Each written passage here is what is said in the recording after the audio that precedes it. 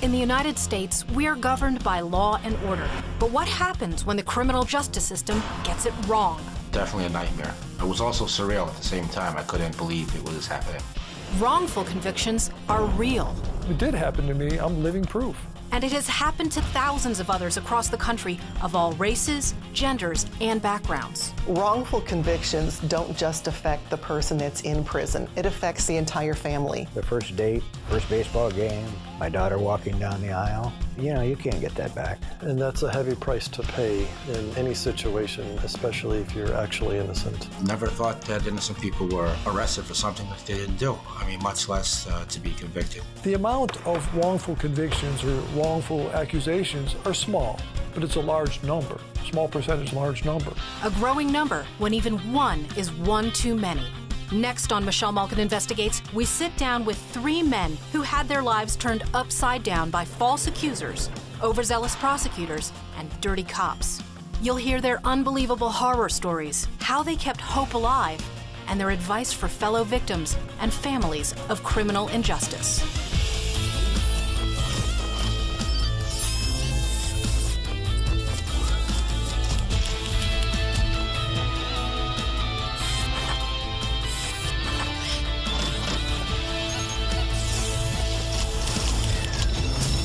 Malkin Investigates. Now, here's Malkin.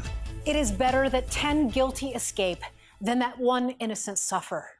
This is a bedrock principle of common law popularized by British jurist William Blackstone, French philosopher Voltaire, and American founding fathers Benjamin Franklin and John Adams. We err on the side of protecting innocence and the rights of the accused because America values individual liberty over the state. Yet, the presumption of innocence has been turned on its head. For alarming numbers of citizens, it's presumed guilty until proven innocent.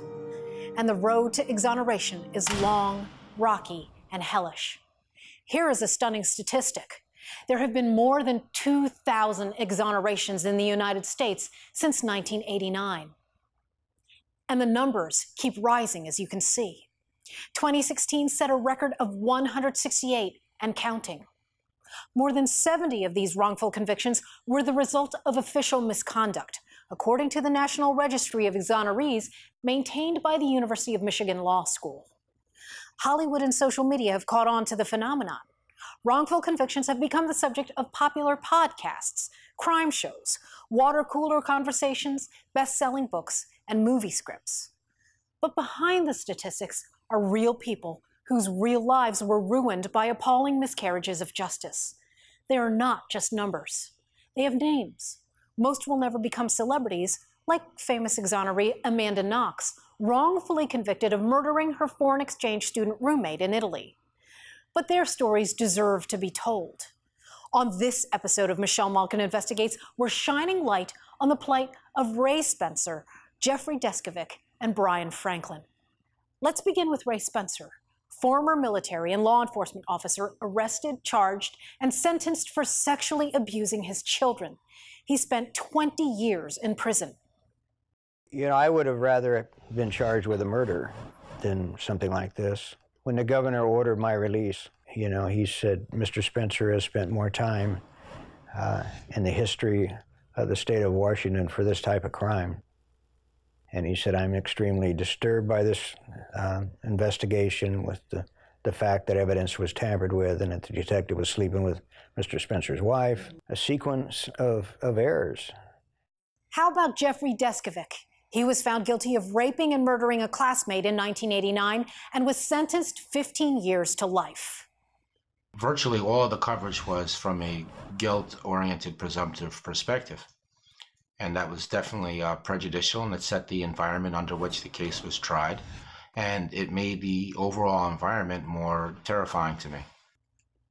And then there's Brian Franklin, a former law enforcer in Texas, accused by a 13-year-old girl he barely knew of raping her.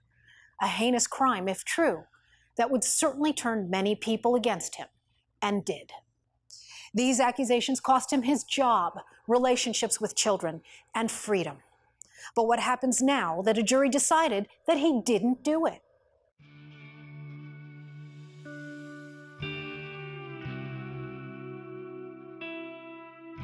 Hut 1, Hut 2, Hut 3. In the state where football is king, Oh, I can't believe you got that one. it's not unusual to see Texans tossing the ball on a beautiful day. Coming right back to you. Okay. And the Franklins are no exception. We love to toss the ball. We did a lot of sports together growing up. This family tradition was put on hold for the last quarter century until now. And actually, we haven't tossed the ball since he's been out in May. Paul Franklin is talking about his big brother Brian, who was recently released from serving a life sentence. 21 years is a long time. Sure is, especially for a crime you didn't commit. Was there ever a point along this terrible journey that you ever doubted your son? No. And Brian, was there ever a point along this journey that you felt like giving up? No.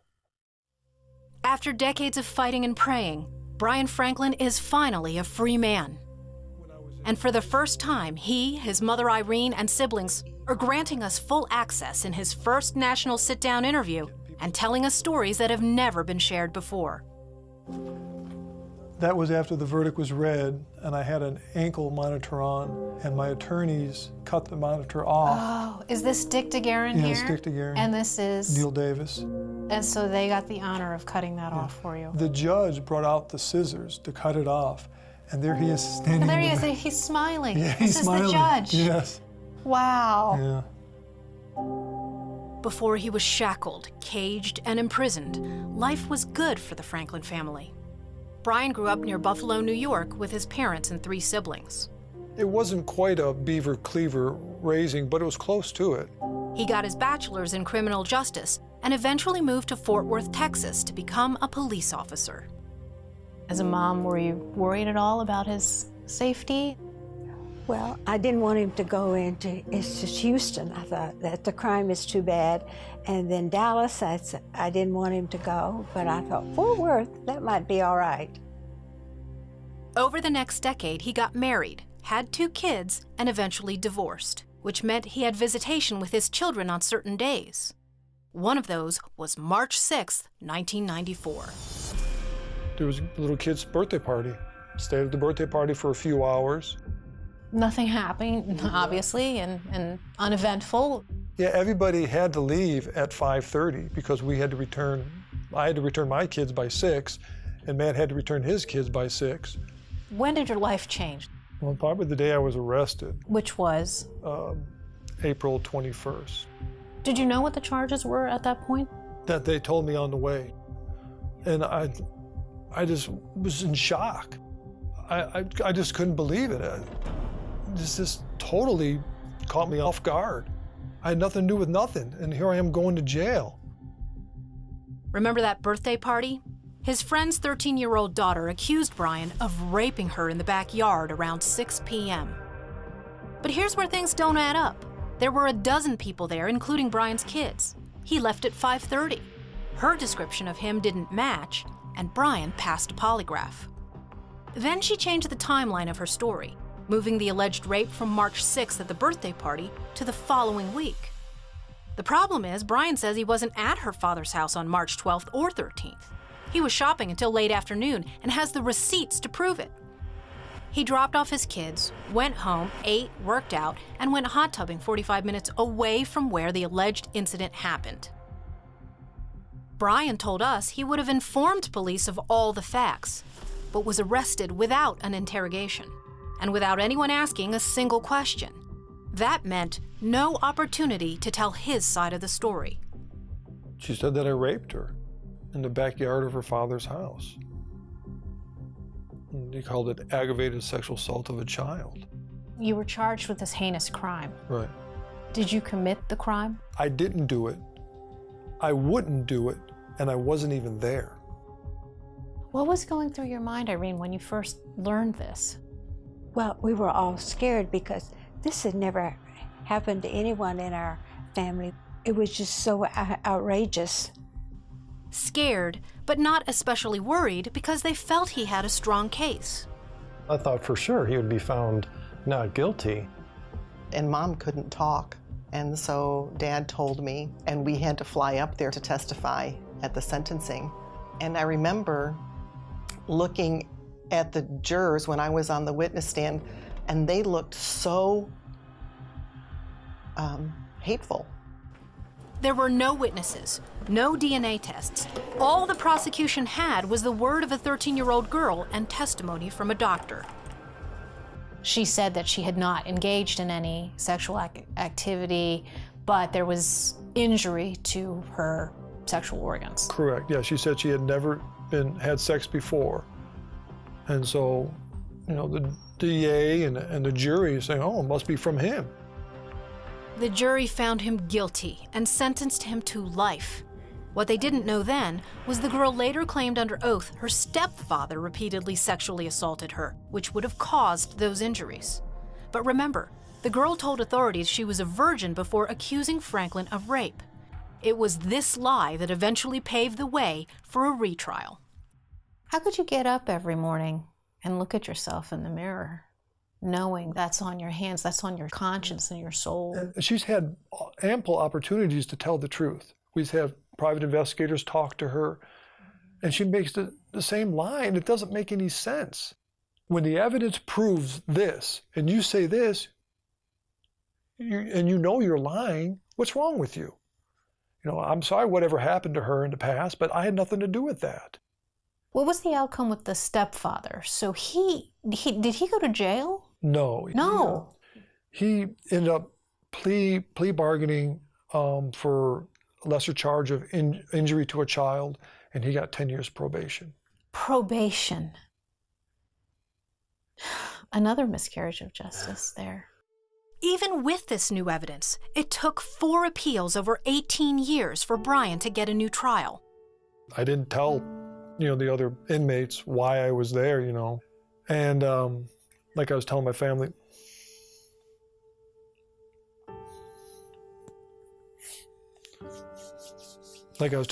last night, oh, I can't do this.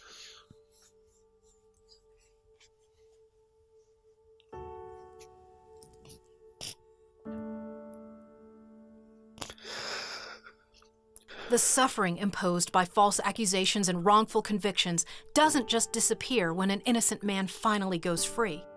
It's an injustice that remains raw and may never fully heal. I felt guilty many times that I was having fun or I was enjoying it, or at family gatherings, tears were shed every single time because Brian wasn't with us, and it was unfair. In 2016, Brian was finally granted a new trial. Long-buried truths emerged, and the prosecution had no effective rebuttals. One key witness, the accuser's stepbrother, contacted the family through a website Brian's other brother Darren had created. Her stepbrother testified at my retrial, and he said that she did not like going to visits with Matt, her father, and that she wanted to get out of going up there. And once she falsely accused me, and since I was friends with Matt, that would solve the problem. In less than 2 hours, the jury found him not guilty. One of the jurors was waiting in the parking lot for us, and he said he was happy to right a wrong, and that he could be part of something, to see that justice was done. The word is out that I'm innocent. The truth did come out. Yes, it did. Took 21 years. Yeah. We were all crying, so happy. Everybody in the dorms coming over, congratulating me and stuff like that. And the next day I left. And the song I was listening to on my radio at the time was I'm Going Home. So that was just sort of ironic. Sorry. I need a tissue. So when you walked out permanently, your family was there to meet you? Yeah, went to the jails, been like 3 weeks there, then we had the bond hearing. And then went to my family, and some of the media was at the courthouse steps, and I always wanted to give a courthouse step interview, and I was able to do that. I think there's a picture of you with your Yeah. The arms up in the air. Yeah. Freedom! That's what I shouted when I came out. So tell me, Brian Franklin, how does it feel? I'm going to Disney World! It's that sense of humor that Brian and his family credit to pulling him through the dark decades and his faith in God. Justice! Freedom! Victory in Jesus! Amen. Brother Paul says 1,500 people in several churches prayed for Brian over 21 years. Now the family is making up for lost time. There goes an innocent man. All right. Hey, Jeff. Brian, can you start opening up? I need How easily they slip back into old routines. corn, tomatoes. The Franklins celebrated his one-year release by spending a meal together, the same way they did when he first got out. And you dump out the whole. Just having a meal with him is wonderful. I think you can never take the simple things for granted Oh my gosh. after that much deprivation. When we left the courthouse and we were walking to the restaurant, Brian was just looking around. And I told him, nobody knows where you came from. I think he felt like he stood out, but he didn't. He was in a suit. He looked handsome. And so he was just looking around, and it was sunny, and, just the normal things that we take for granted, like walking down a street, was significant. We might take these things for granted, but he doesn't. Lunchtime. Thank you, Mom. Looks Yes. great. Before my conviction, I believed in God, but I didn't always act that way. And once I got locked up, one of the first things they do is they give you a paper Bible. And I started reading it. I had never really read the entire Bible. And I'm sitting there, what am I doing here? What is going on? I'm innocent. And so I started reading the Bible, and it opened my eyes and it encouraged my faith, and I guess the faith of the whole family. Now they take advantage of every moment together to make up for those lost years. I was innocent the day I got arrested, and I'm innocent the day I got acquitted, and I'm innocent today. I haven't changed. What the court has said about me has changed, but I haven't changed. I've always been innocent of this. Brian Franklin spent 21 years behind bars. That's almost incomprehensible to us, so we wanted to show you what that looks like. Let's imagine that each of these 38-pound cinder blocks represents 1 year of his life, or 365 days. Now we have 21 of them, and as you can see, that's enough to fill up this entire area. The justice, or injustice system, stole 7,700 days of his life, and it's not over. Brian is legally vindicated, but not practically exonerated. Even though he was acquitted in 2016, he hasn't gotten an official certificate of innocence. And without it, he cannot seek compensation from the state. So he's living with his mother outside of San Antonio, working at a grocery store, and crowdsourcing through GoFundMe to help with day-to-day costs and attorney fees. So while his criminal case is technically over, Brian's fight for justice continues. Fake news is everywhere. Shut it down for good. Ditch the liberal media talking points and find out what the mainstream media isn't telling you about President Trump and the White House. CRTV's White House correspondent John Miller braves the Washington hit squad to give you fair and fact-based coverage of the Trump administration. Exclusive video interviews with Trump's top officials and aides. False liberal narratives exposed. Punchy, honest analysis from inside the White House briefing room. Guys, this isn't the White House press briefing room. This is a green screen studio. Only on the White House Brief.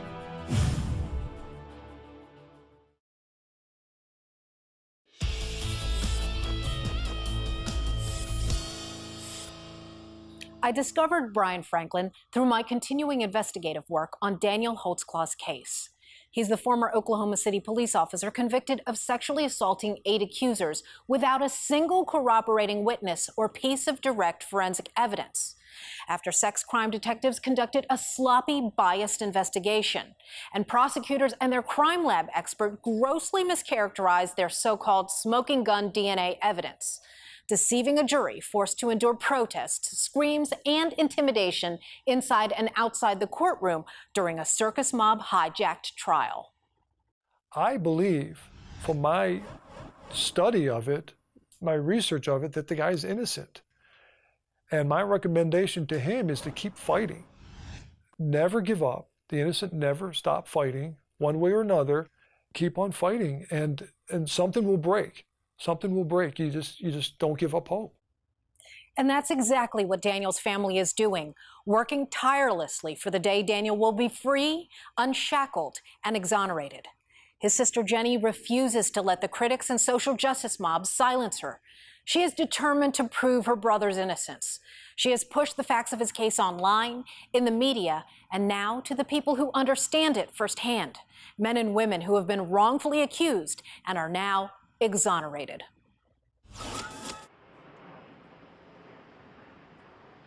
On the southwestern coast of the United States, surfers catch waves, bikers cruise along the coast, and beachgoers soak up the sun. There's also hope for Jenny Holtzclaw that comes from strangers who've been in her family's shoes. Meet Rey Spencer. Hi, how are you? Well, how about you? Jenny just did. You having fun? He's a man from a different generation and a whole different world.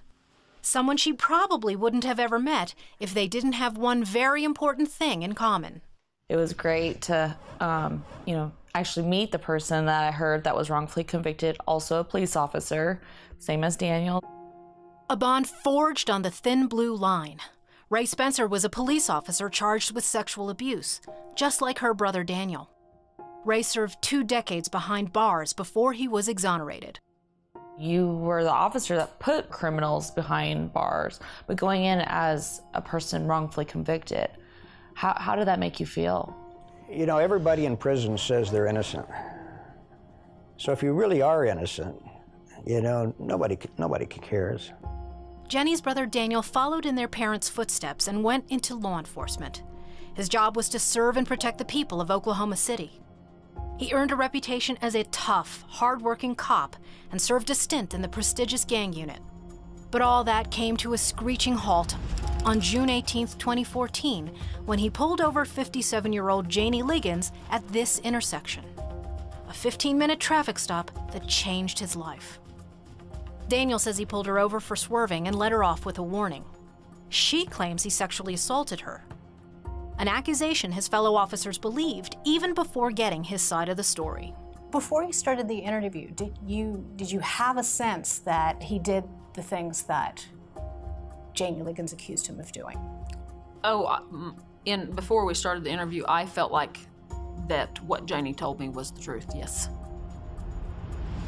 The witch hunt began. OCPD created a profile of Black women with criminal histories whom Daniel had encountered on patrol. They started with Terry Morris, homeless with a record of drug use, diagnosed as a paranoid schizophrenic who couldn't pick Daniel from a lineup. She misidentified his patrol car and described her assailant as having skin with a dark color, or was Indian or Irish or white. And she clearly wanted no part of this case. I can't have this guy running around Oklahoma City. But somebody else can do it. I don't want to. I just want to leave it alone. Then there was Carla Raines, denying 7 times that she was a victim. No, how did you get my name anyway on something like this? And Shardarian Hill, who said this when the police interview was over. So this is good evidence? Well, you tell me. I think so, because y'all, even if he didn't even rape nobody or nothing, he's been in contact with people that he was arrested. When I watched her interviewing the 2 detectives, I thought they've cloned mine. And then the one interview of an alleged victim, where the detective forgets to shut the recording off, and she comes off with something, well, even if he didn't rape me, it was a good interview, right? Yeah. Something to that effect. Yeah. And I'm thinking at that point in time, that whole thing should have been shot down. Should have. Defendant is guilty of the crime of forcible... But the case snowballed. In 2014, Daniel was charged with 36 crimes alleging sexual assault of 13 women. He was convicted the following year on 18, exactly half. A cop in prison is somewhere near the bottom, and a cop in prison that's in on a sexual beef, You can't get any lower than that. But my first day in prison, the prison guard had a hold of my arm when he took me off the bus, and he could feel it shaking. He said, "You'll be all right." I said, "I was a cop." He said, "You won't live 6 months." And I ran into him again 17 years later, and he did a double take, and he said, "How'd you do it?" I said, "I have no idea." What got you through those days? That I had to accept the fact that with 212 years, I would never know freedom again. Rey Spencer speaks hard truths about life behind bars. Cop killers are celebrated. Convicted cops, they're treated as the lowest of the low, in the same class as snitches and gang turncoats.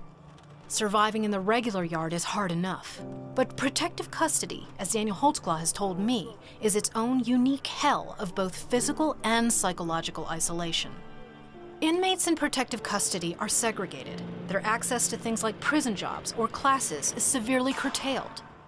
But Daniel can communicate with the outside world, and his team of supporters is using the internet and social media to push the facts of Daniel's case, especially those that never got reported, and to connect with people like Rey Spencer and Eric Fuchs. In January of 2016, I was just surfing the internet, and I found an article about Danielle Holtzclaw.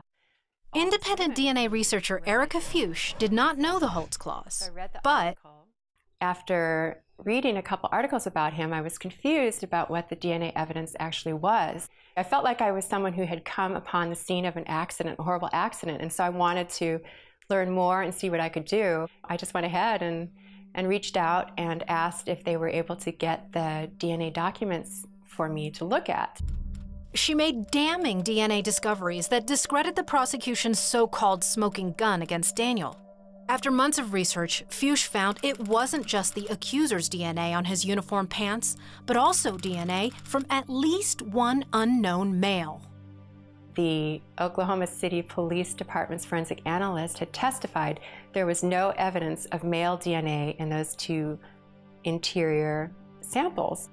The troubling part for me, too, was that the data page that showed there was male DNA was actually initialed by the Oklahoma City Police Department forensic analyst, very close to where it said male DNA, and also this is information that you should follow up on, I think was approximately the wording. This discovery supports the theory of innocent touch DNA. It could have been a dry cleaner who handled the pants, someone who had DNA on a doorknob Daniel handled, or it turned out when Daniel stopped the teenager, she was with a man and a woman, and Daniel had to question all of them, touching them and their belongings. Erica is exploring more on these theories and forensic science methods at the Innocence Network conference. So often we're told the narrative that these cases are innocent mistakes. And one after one, we heard stories of official misconduct. So being at the conference lets us communicate with other people who are very familiar with how wrongful convictions happen. I wanted to come to learn specifically about post-conviction testing. Erica, Jenny, and Rey are just 3 of the hundreds who attended. Darrell was ultimately exonerated. Exonerees taking the spotlight on the first night to share their stories. And Jenny taking advantage of the network around her to share Daniel's. I wanted to come to hear other people's stories. I wanted to hear their fight. I wanted to hear their families' fights. Network a little bit more and see the different ways that I can keep on fighting for Daniel. In the room full of 200 or so exonerees, she met another one with some important advice. Maybe the most important thing is to never give up. If I had given up, and I would never have made it out. Jeffrey Deskovic was serving 15 to life for murdering and raping a classmate. It was very surreal. I never thought that innocent people were arrested for something that they didn't do. Much less to be convicted. So you advocate for wrongfully convicted people now. That's your passion now. Yes, it is. And now you're going to law school. I couldn't forget about the men and women that I metaphorically left behind. I knew that wrongful convictions were unfortunately not a rare thing. I wanted to be able to represent some of the people. So that's why I'm in law school. I want to free more wrongfully convicted people. He tells Jenny his strategy as a lawyer would begin in the court of public opinion. In media, at first when people are wrongfully convicted, they're not your friends. Absolutely not. No, they are not. And I feel like the defense attorneys aggravate the situation because they don't respond back in the media to what the other side is saying, and they often prevent their clients from doing so. Look, if one side can do it, why can't the other? Think about how that one-sidedness really can play such an important role. It can affect the jury pool. I've seen that firsthand with Danielle's case, how Danielle was convicted in the court of public opinion rather than inside of trial. So I do believe that you're right. You do have to speak to the media. Daniel and his family wanted to tell his story inside and outside the courtroom, but his trial attorney insisted they remain silent and kept Daniel off the stand. As we told you, ineffective counsel is one of the key propositions of Daniel's direct appeal. And the only things the public had ever heard from him before or during the trial were brief excerpts from his single 2-hour police interrogation video. What most of America never saw was that Daniel was completely open and cooperative during that interrogation, conducted within hours of accuser Janie Ligon's allegations of sexual assault. He refused a lawyer, volunteered to take a polygraph, signed waivers to hand over DNA samples in his uniform, and to search his patrol car, phone, computer, and apartment. Stay up. There we go. And you get a free teeth cleaning with your first time. You won't go none, though. Forensic evidence corroborated everything he told detectives. Daniel had nothing to hide. I mean, we can go through a couple different things of why we've got you in here, but you sure there's nothing you want to? Nothing. So if we go off the video and watch that, right, you're still going to stick with your story? Yes, sir. If we go off DNA? DNA as well. Should we show you the video? Yes. You do want to see it? Yes. So there's nothing that... Everything that I recall of that night is what was asked and everything. That's what happened. Michelle was the first journalist to actually come out, want to listen, want to hear more information. First person who took the chance to say, what if he didn't do it? And that was all it took. And luckily she did. And I can't thank her enough for wanting to do that, because she took that chance and she exposed so much to the public. So for the first time, finally, other media outlets are wanting to hear our side of the story. Remember Rey Spencer? He gives credit to 2 investigative reporters for doing a 3-day expose on his case and the corruption behind it. You can't paint all the media as being bad. You know, it's like any profession.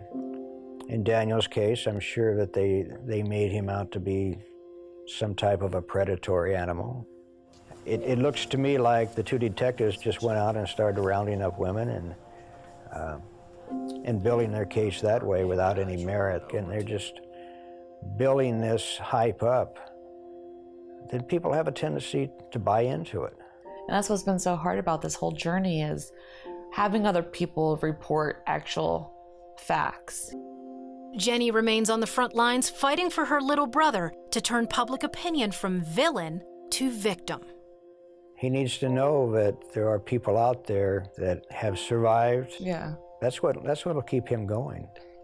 Your story gives me a lot of hope, because as a police officer being wrongfully convicted, being sentenced for over 200-something years for a crime you never committed, it gives me hope sitting here across from you. And I told Danielle about our interview, and I said, Danielle, this interview is giving me so much hope, because I know that one day you'll be free. And I don't know when that day will come and the truth will come out, but I believe that one day it will. I can't do a lot.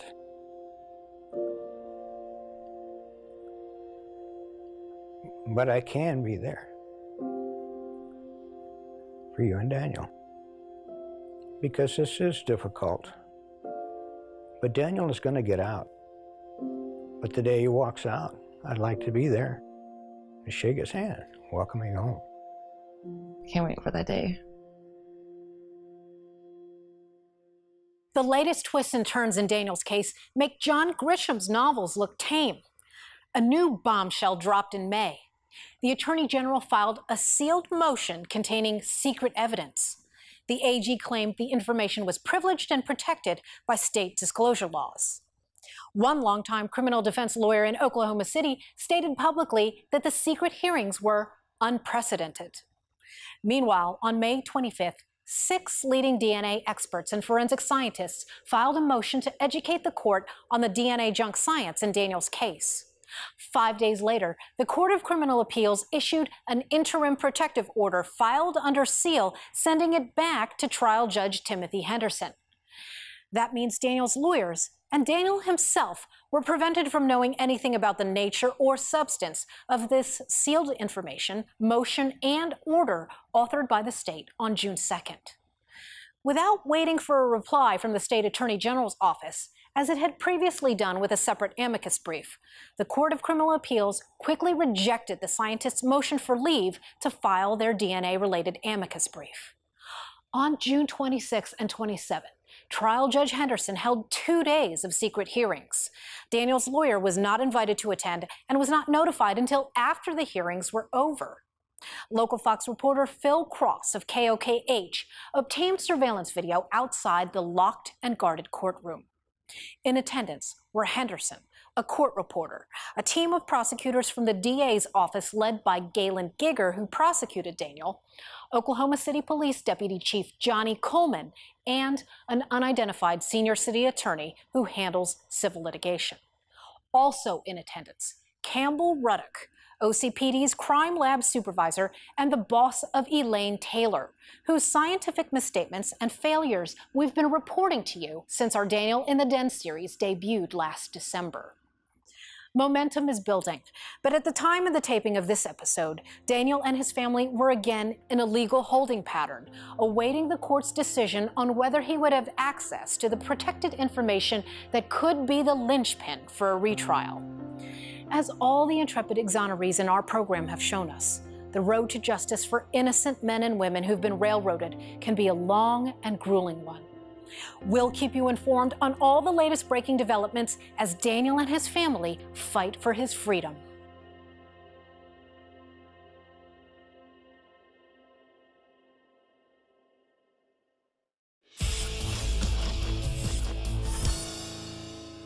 In our social media minute, cheering James O'Keefe. Our season 1 finale interview in studio with Project Veritas founder and pioneering investigative journalist James O'Keefe earned rave reviews. One viewer tweeted, "Keep speaking out and uncovering their lies and corruption. Good will always prevail over evil." We earned 3 clapping emojis from another viewer who tweeted, "Thank you, Michelle Malkin and James O'Keefe, for the fabulous work you do." And viewer Edsel Robbins wrote, "Don't give in. Your efforts are amazing and appreciated by many Americans. Keep it real. Thank you." Thank you for watching. And be sure to check out all of James's latest reports at projectveritas.org. Let us know who else you'd like to be interviewed for MMI's one-on-one in-studio features. Write in your nominees and send them to michelle@michellemalkininvestigates.com.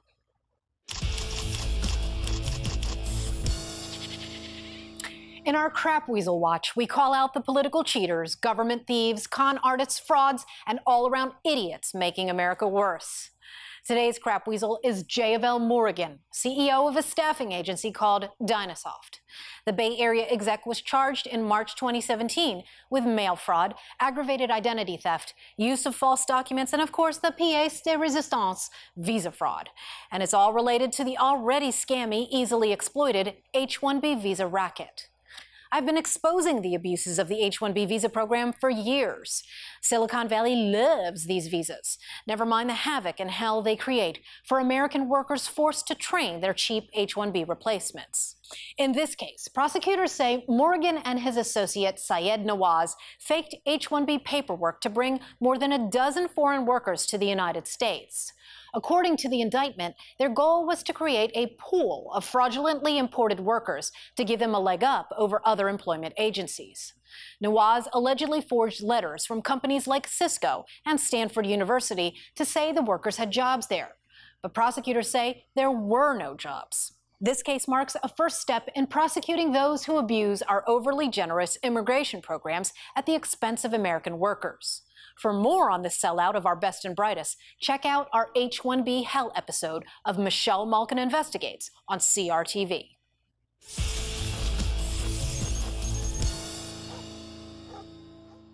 Today's Bulldog Award goes to Coptic Christians in the United States who are stepping up to protect their persecuted brothers and sisters in Egypt from attacks by bloodthirsty jihadists. In the wake of the devastating Palm Sunday jihad attacks in Egypt, Coptic Christians in the United States gathered to pray and to take action. In addition to collecting money for humanitarian aid, CRTV's Nate Madden reports there are ongoing collections for increased security to keep Egyptian churchgoers safe while they pray and worship. Security cameras are no longer enough. American Copts are raising funds to purchase enough metal detectors for every main church entrance in Egypt.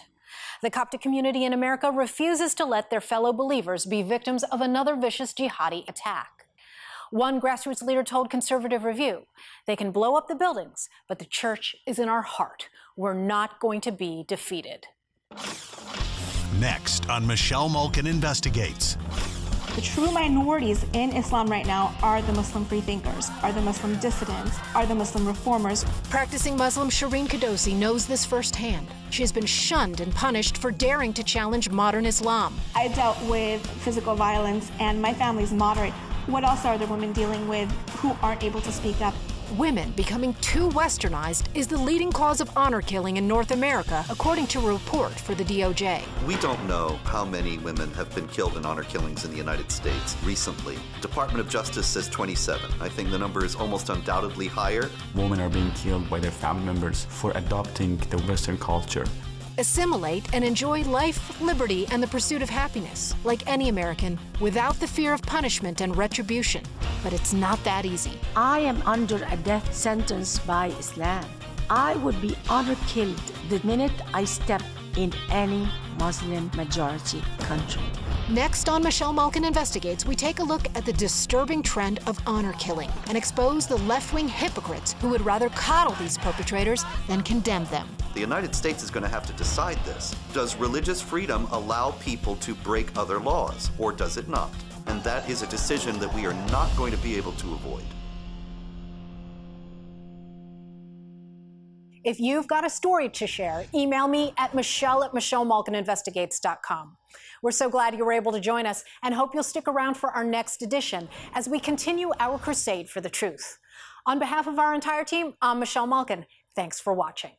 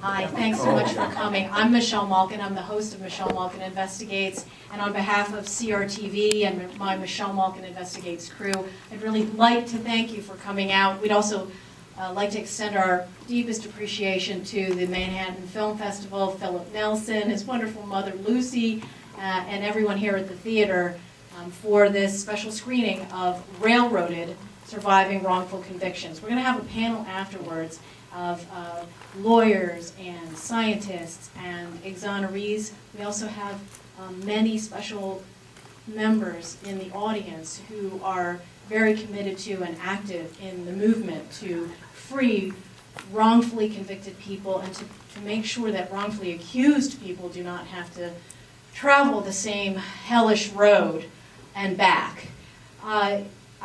One thing I want to make really clear is that this has been an incredible journey for me personally as a journalist, an investigative journalist, an op-ed journalist who's been in the business for 25 years. I don't think that I have done any more important and meaningful work than I have in this area.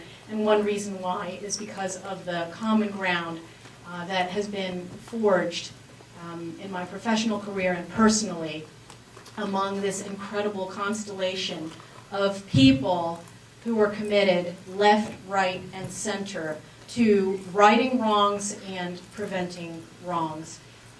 There's so much that goes into this perfect, horrific storm that leads to wrongful convictions, and I hope that you'll be informed and enlightened and inspired to act. Thank you very much. I hope you enjoy. Although enjoy isn't the right word for it, but I hope you were informed and enlightened. Thank you.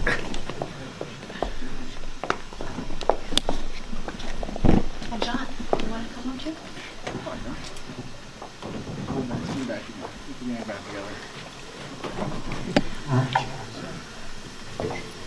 So one of the most important things I've discovered and learned over the last 2 years is that it takes a village to right a wrongful conviction, just like it takes a village to win a wrongful conviction. And we've got an incredible panel here of people with an amazing amount of experience, diverse experience. Turn it off. This one? Yeah, I think that's right.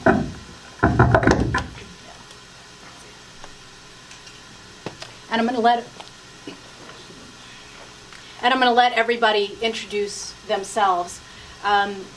Rey Spencer is in California, and after winning the $9 million jury settlement, a judge in Clark County tried to kill it, and he had to go to the Ninth Circuit Court of Appeals, where the jury settlement was upheld and then sent back to Clark County to be negotiated down to a fraction of what the jury had determined he deserved to win. And he continues to speak out. His wonderful wife, who supported him through his fight, is in ill health. And so for those of you who do pray, I hope that you can pray for his wife and his family as they're going through that.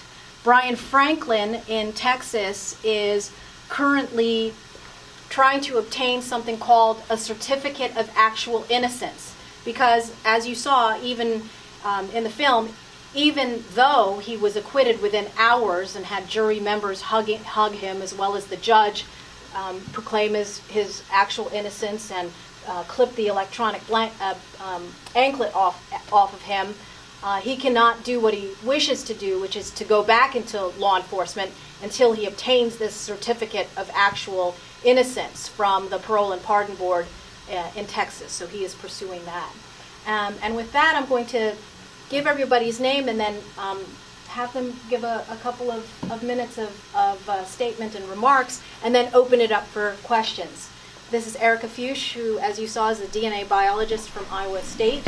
Jeffrey Deskovic, an exoneree who is now working to help others still behind bars. Craig Cooley, a veteran of the New York Innocence Project, post-conviction lawyer.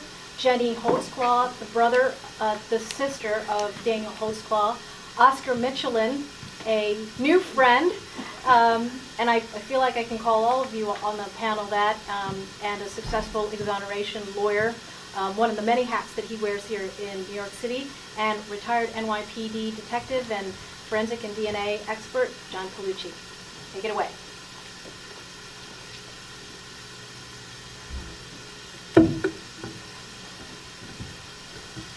My name again is Eric Fuchs, and I'm the Iowa biologist. That one's not on. Yes, not on. We'll try this again. I'm the Iowa biologist who just happened to stumble upon Daniel's case. I want to explain why it was important to note that the forensic analyst from Oklahoma erred when she said Daniel's DNA was not on the fly of his uniform pants. Why did it matter to observe there was a Y chromosome? The prosecution claimed that if Daniel had simply gotten DNA matching a female accuser on his hands and had transferred that with his fingers to the fly of his pants, the prosecution claimed that if that was the explanation, you should find Daniel's DNA on the fly of his pants from his fingers. So the whole argument of the prosecution saying there was likely to be vaginal fluid was based on their conclusion, which was wrong, that you could say Daniel had left no DNA of his own, skin cell DNA, on the fly of the pants.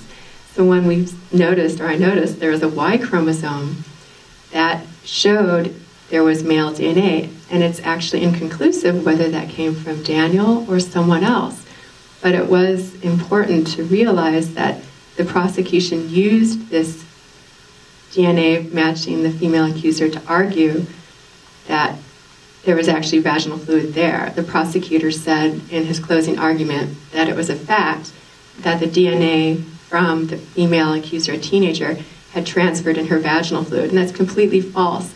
Daniel was accused of orally sodomizing people and raping them through the unzipped fly of his buckled pants, and that actually was not supported by the evidence, because when the uniform pants and belt were confiscated, there were no signs of vaginal fluid, no stains or deposits on them. So again, the reason it was important to say that there is actually male DNA is, number one, men don't make vaginal fluid, so the fact there was skin cell DNA from males, one or more there, shows there's a reasonable non-vaginal method for DNA to end up on the fly of the pants, and so that would likely be possible for the female's DNA. And the second reason the male DNA was important is that the prosecution was claiming only if there were no DNA from Daniel, that would mean the female DNA must have transferred through vaginal fluid rather than his hands. I want to point out, so you all know, that skin cell DNA can transfer very readily. If I shook one of your hands and then touched my dress, for example, on the crotch area, I could actually transfer DNA from you without my own DNA transferring to the cloth. So that's important to keep in mind in Daniel's case, that many people did not realize before his case how easily skin cell DNA can transfer. And one thing I hope that comes out of Daniel's case is in the future, especially when he's freed and in the process of freeing him, other people who may be convicted based on simple skin cell DNA transfer will not have that happen because of greater awareness due to Daniel's case. Thank you all for being here. My name's Jeff Deskovic, and I'm the founder of the Jeffrey Deskovic Foundation for Justice, which exonerates wrongfully convicted people. Obviously, I started it as a result of my own wrongful imprisonment. So we've exonerated 2 people, and we got another 5 out through other legal means in the course of our 5.5 years. And I'm finishing up my 2nd year of law school, where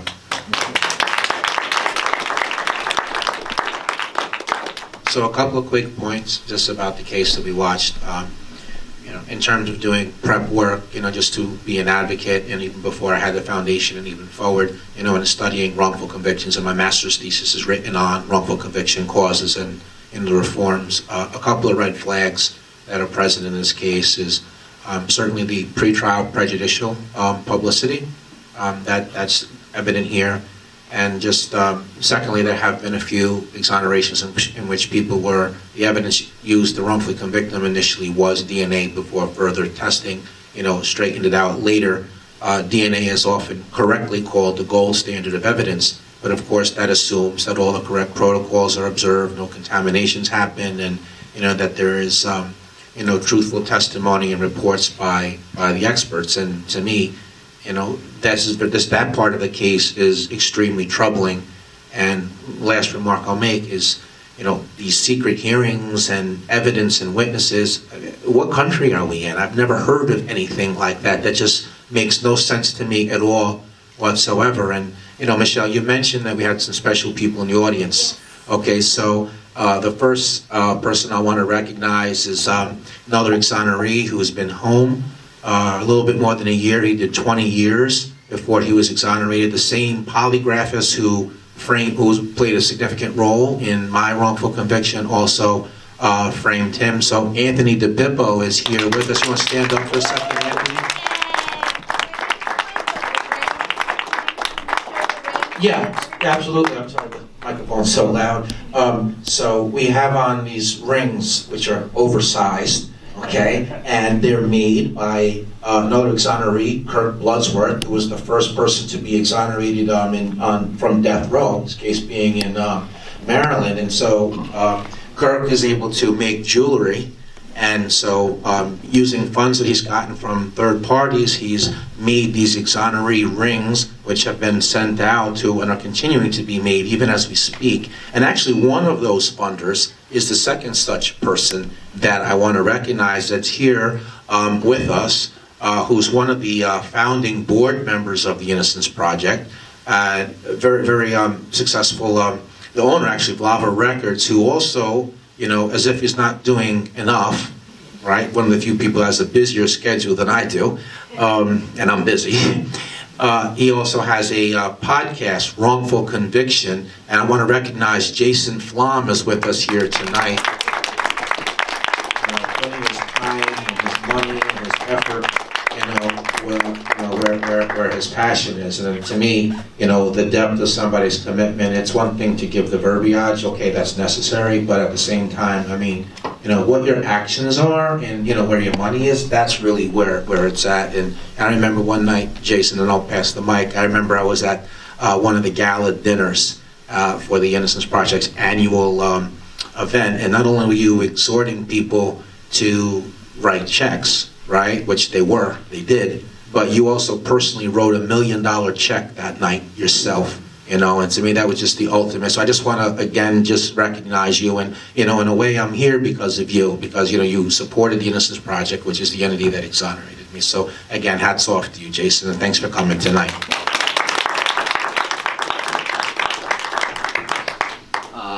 Appreciate everyone coming tonight. My name is Craig Cooley. I am a former staff attorney from the Innocence Project. I remember when Jeffrey got out about 10 years ago, and I want to congratulate Jeffrey on getting into law school. I know we tried to get you into Hofstra, but you kept on going. You didn't give up, and now you're in law school, so that's great. I was with the project for 5 years. Before that, I did death penalty cases in Nevada, and but my whole career has been post-conviction. So working at the project, I've been able to, I think, exonerate about 15 people.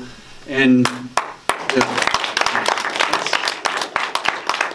shouldn't say I, the people I work with. I mean, at the project, you have paralegals, you have law students, you have Peter and Barry, of course.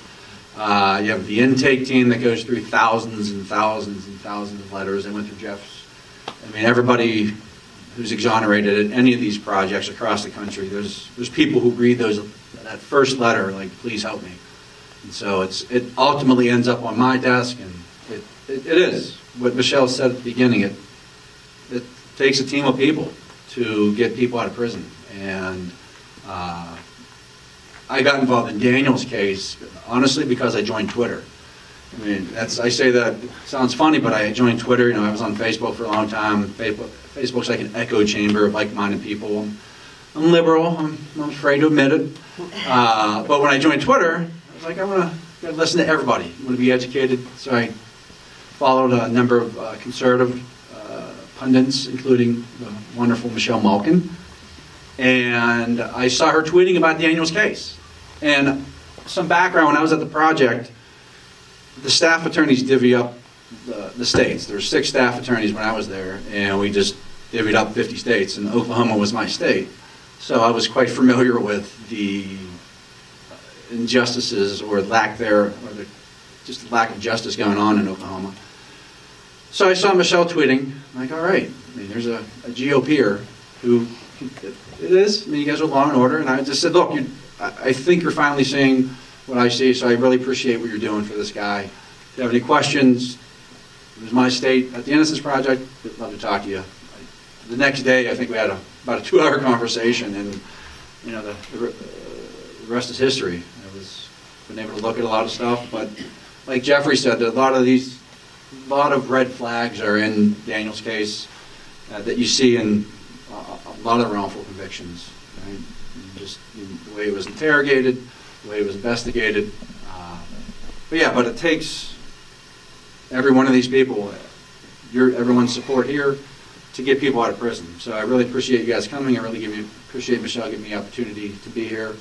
And I appreciate the Holtzclaws for letting me help Daniel. And I just look forward to continuing this journey. Hopefully it's not too long, but if it's that long, we'll make it and get busy living or get busy dying. So that's Shawshank Redemption. So. Thank you everyone for being here. Even when I watch it, I watch this several times and I still get emotional every time I watch it. It's obviously because I'm still in the fight. But being able to sit here with other wrongfully convicted people, Anthony and Jeffrey, and seeing you guys have your convictions overturned, it gives me so much more in me to continue fighting. And like everyone has said, it takes literally an army of village of people to get this conviction overturned. And I'm very vocal on Facebook, on Twitter. I want each and one of you guys to join me in this fight to see my brother get his conviction overturned as well. So far there's been over 10,000 people that have signed his petition, and I hope you guys join it as well. And I hope that this made an impact, and maybe even you are more acknowledgeable as far as learning that there has been over 2,000 wrongful convictions, and there's just so many more out there that are waiting for their stories to be told. So I hope that you guys continue on this fight and with us, and thank you again so much for coming out here. And if I can answer any questions later on after these other two people speak as well, I'll be more than happy to speak with you guys. Thank you. Thank you. Oscar Michelin. I'm a private attorney here in Manhattan and Long Island, and for the last 14 years been involved in exoneration cases and have been blessed to be able to exonerate 6 of those folks, including one of them posthumously, since I've started that work. And it's a very frustrating effort. Obviously, when it's successful, it's a joyous effort, but the vast majority of cases that we work on sometimes lead to dead ends. We get, even as a private lawyer doing this work, thanks to social media, we get, I've been saying, hundreds of letters a month, really, requesting help, each of them, more passionate and more disturbing as you read them. And we only take reinvestigation cases. Obviously, if folks think that DNA can help exonerate them, we pass it on to the Innocence Network or someone who works on DNA cases. And reinvestigation cases are very difficult for the families because nothing, can move quickly enough. One of my more significant cases that we exonerated was David Mccallum, who went in at 16 for a murder that he didn't commit and did 29 years in jail until we exonerated him. But that fight took 10 years of looking at witnesses and tracking down evidence and things that the original lawyers didn't do. We found that his trial lawyer, for example, started every morning with a double glass of vodka. That's a true story. And was trying a case of a 16-year-old and was drunk, every morning. His own investigator finally told us that 20-something years later. And the point of it is that it's exposure to these things that is how exonerations work. Because the reason why we finally got David exonerated was because the new DA came into Brooklyn, a guy named Ken Thompson, who started a wrongful conviction unit that was going to really look at cases and examine them with an open mind. The vast majority of these false convictions occur because the police originally arise on a premise or a DA, and then they can never shake that premise. They never want to admit they're wrong. They never want to look at anything else. Here you have, for example, in Daniel's case that was very eye-opening, where there were no complaints of any of these conduct, and they went back and tried to make a pattern out of something that wasn't there. It was very, very shocking. And then, of course, closed hearings, which shouldn't occur in the United States. But it's exposure. When we see that, when Michelle showed the chart that exonerations have been increasing every year, it's not that they're increasing for any reason other than the public, law enforcement, district attorneys are open to looking at them, okay? And for example, we also have Phil Nelson here, who's one of the founders of the Manhattan Film Festival, which has always shed a light on wrongful convictions. We've showed a movie here about David's case before he was exonerated, and that showing in that movie helped open the eyes of people to the case. So talk to your neighbors about it, regardless of what side of the aisle you're on. This is not a political issue, this is a justice issue. We all relish the Constitution, it's the basis of our country, and a wrongful conviction touches on so many different rights that we take for granted that end up getting abused. So people always can say, how can I help? Well, get involved, talk to your community about it. How about not dodging jury service? Okay, I used to embarrass people. Raise your hand if you ever try to get out of jury service. It's like, no, serve on a jury. We need folks who are open-minded and are willing to look carefully at evidence and not just believe whatever that particular description of it is. And when folks are running for office and they ask them, will you fund defense of the indigent? Because bad lawyering is also one of the principal causes of wrongful conviction. So these are things that you can impact by making sure you support the right causes, the right people who are running for offices that can make a difference. So, and just coming here and listening to the story is the first step. Thank you. Hi, I'm John Palucci. I'm a retired detective sergeant from New York City, right here in New York City. And I currently work as a crime scene analyst. I have one of my colleagues here, Peter Valentin. As a crime scene analyst, what do? For somebody to engage my services, I say, this is what I want from you. I want the crime scene photos, I want all the crime scene sketches and the reports, and then the master evidence lists, and go on. And the last thing I'm going to look at is statements from either side, because that's going to give me contextual bias or confirmatory bias, or it's going to somehow influence how I get to analyze everything. Now let's look at this case. How many complainants we have, and how many actual crime scene folders there are? There's like nothing. I'm looking for the ability, give me something that I can work with to put together these events that transpired and either impeach or corroborate what these people are claiming. What we have here is just a lot of words, okay? We don't have physical evidence. We don't have crime scene photos. We don't have crime scene diagrams. We don't have all the things that I would require to give you an analysis of the events that transpired. This investigation, any investigation, a good investigation needs integrity, right? First, we'll start with the integrity of the investigators. And as you just saw, Detective Davis walked into the interview room with a preconceived notion about Daniel. How many people have seen that interview? As a detective supervisor, if those two were my detectives, they'd be standing on a footpost in the rain somewhere, and I'd come by every 10 minutes to make sure they didn't move, go inside and get a slice of pizza. Horrible, horrible work. Detective Davis is a seasoned sex crimes investigator who believes every female has the same sexual preferences that she does when she talks about no woman likes to be woken up for sex, and because you said that, I don't believe you. Just horrible. How does a seasoned sex crimes detective make a statement like that? So the integrity of the investigators is not very good.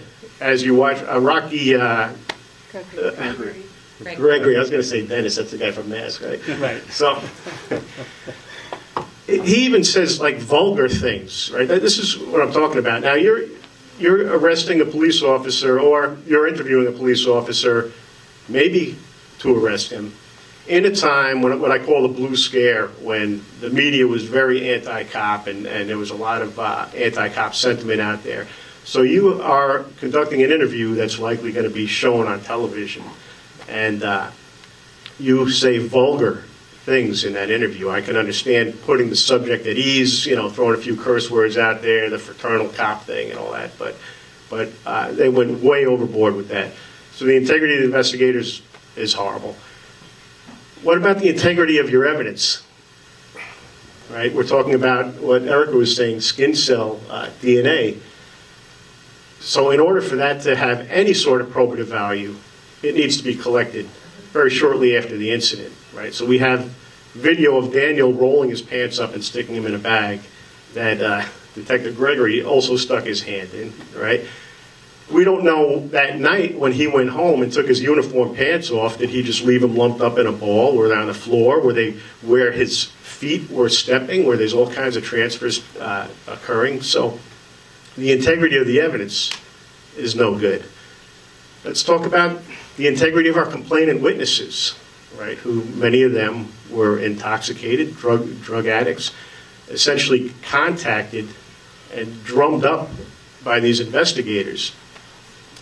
I would like to go back in their history, some of their previous investigations, and see how many times they dismissed the credibility of a witness based on the fact that they have an extensive arrest history, that they have documented history of drug use, that they were probably high when I spoke to them. You know, so the investigation had no integrity.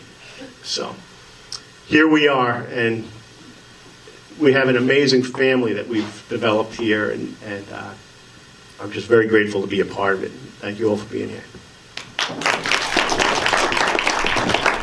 Questions? More than a question is a comment. I am a certified court interpreter. I worked for 35 years in the Supreme Court in Manhattan. So I had various cases like that through the years, many. But the one that really was the most important one for me was this alleged rapists of the Central Park woman who were found guilty and went to jail and then were exonerated because they discovered that they were innocent. And a week after they were released from jail, they invited me to a documentary, and I didn't even know what I was going to attend. And it was the director of the documentary about them, and they were waiting there, came to me, and recognized me from the trial. So that is something that I never forget, every single day of my life. So I think it's important to make a comment like that. Oscar, do you want to talk about Central Park 5? Sure, I think it also plays into what happened in the Holtzclaw case, because if you lived in New York during that time, the way the media treated that case, even as a defense attorney, at that time I only practiced criminal defense, I said, you know, those boys are guilty. Okay, it was just the DA's portrayal of the evidence that they had against them and the way it was portrayed in the media.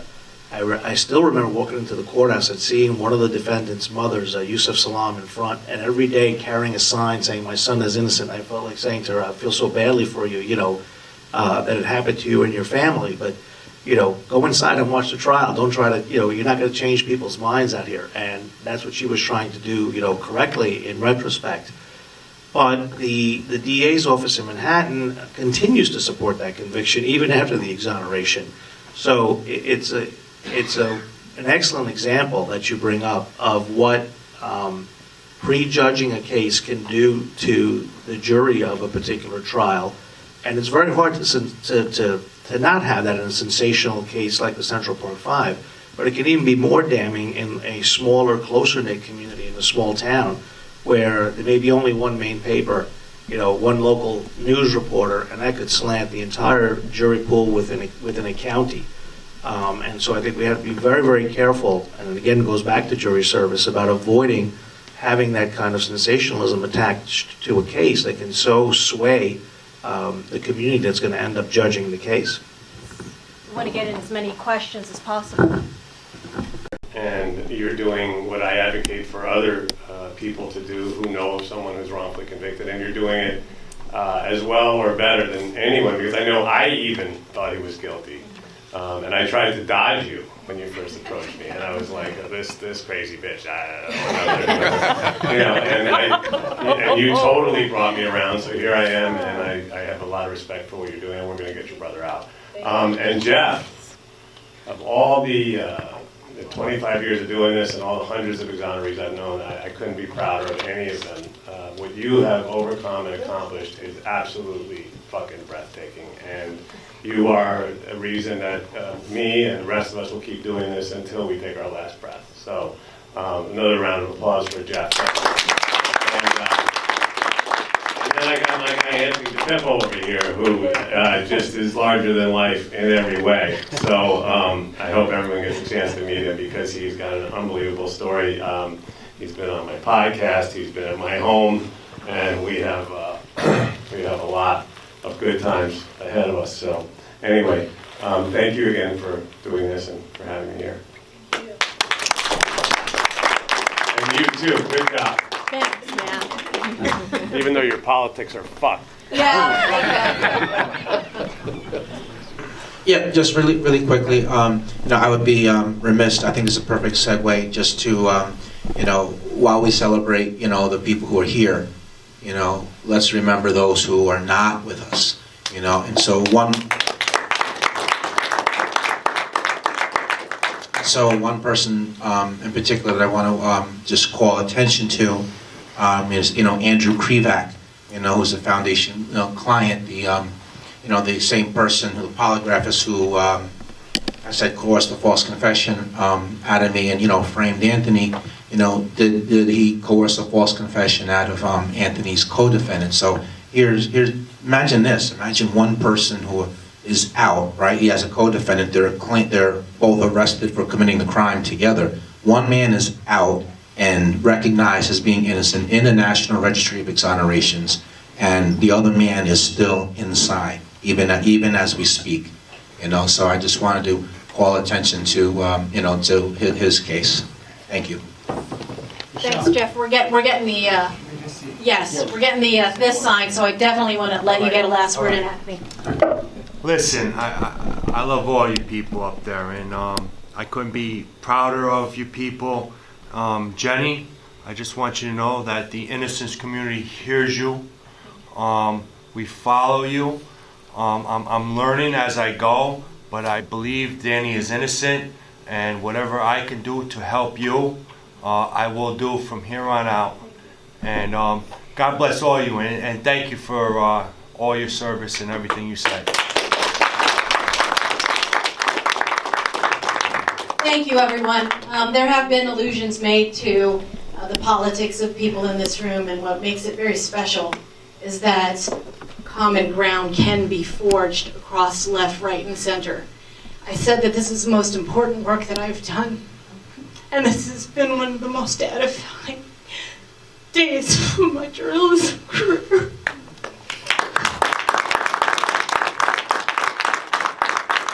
I talked a lot about the metaphor for when you see the truth. And it's like when you're at the eye doctor, and there's this machine, it's called a phoropter. They put it in front of you, and a lot of times it's really blurry and you don't know what the hell you're seeing. And the eye doctor asks you if what you see is better or worse, and you're afraid because you're not really sure if it's better or worse, and then finally both of the eyes align, and you can see clearly. And I think about that answer, about whether it's better or worse, because in a lot of ways it's worse to know the truth. It's worse to know that every single day that there are families like Jenny's, and they're black and white and yellow and brown. They can be poor, they can be rich. And it does take a village, because one person can't do it alone. And I wake up every day and I get new emails every time I talk about Daniel's case, about all the other cases that are out there of people who need help. And it has changed my mind on many things, including the death penalty. And I may be a crazy right-wing, fire-breathing dragon bitch. But I am now a bitch on the side of trying to wake people up to the fact that there are people who are living, who've gone through this hell, who can talk about it, but there are people who are dead who cannot. And it's happening in blue states, it's happening in red states, it's happening at the hands of prosecutors who may have a D or an R by the name, and they would not be enabled if not for the fact of people who are sitting on the sidelines who are actively engaging in evil. And they are people in my profession of journalism who are wasting the privilege that they have to exercise the First Amendment as a living, and I despise it and I have contempt for it. And yes, there's all of this divisiveness about what goes on in Washington, D.C., but these kinds of wrongs and evils are happening in our backyards, and we can do something about it, and thank God we can. God bless you, and thank you for coming.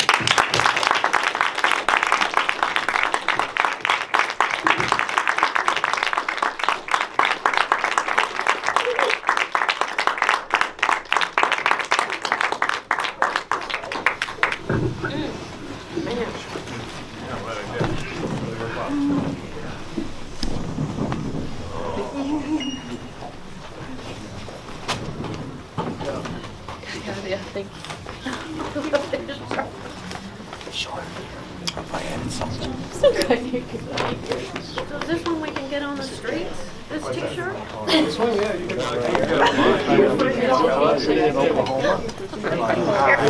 can.